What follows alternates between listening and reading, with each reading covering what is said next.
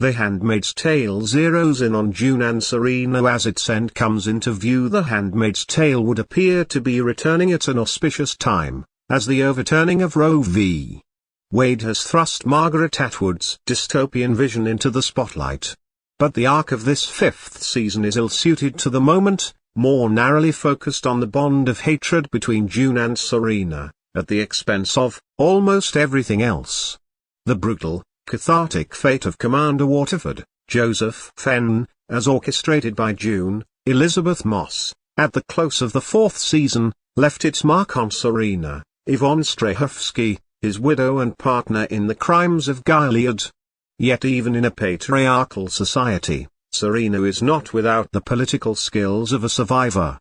And while she escaped Gilead, June remains unable to let go of her simmering anger. Nobody does stares of intense rage like Moss, drawing her back again and again. While shedding old grievances would surely be the practical move, that's simply not in her, much to the chagrin of her husband, Luke, O.T. Fagbin. The season thus becomes a sort of prolonged battle of titans, even with the characters separated, offering splendid showcases for Moss and Strahovski as well as an extended rumination on the sacrifices associated with motherhood. With Moss again wearing multiple hats as star, producer and occasional director, Handmaid's Tale seldom fails to deliver stark or shocking moments. At the same time, the latest season, based on watching 8 of its 10 episodes, feels even more guilty of indulging in chapters that play like filler, and at best inch the story forward. Having announced that the 6th season will be the last, the series should benefit from the opportunity to build toward an endgame, one that almost nobody could accuse of being premature.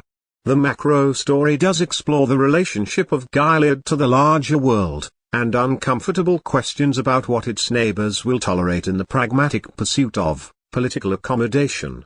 There are also other less developed subplots, among them Aunt Lydia, and Dowd, and what the burdens of a conscience might look like. Nick, Max Minghella, still pining for June as he seeks to chart his own path, and Bradley Whitford's Commander Lawrence, whose belief in the goal of quietly reforming Gilead from within has become a central tension on that larger level. Fundamentally, though, The Handmaid's Tale has labored to match the searing urgency and striking imagery, all those crimson cloaks, which even showed up at a Supreme Court protest, that made its Emmy-winning first season memorable in a way that practically leapt off the screen.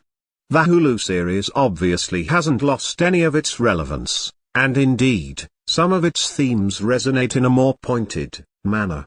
Yet, while this season continues the grinding march towards the end of June's story, it reinforces a sense that despite the promise of a conclusion that lies ahead, the show's best days are behind it.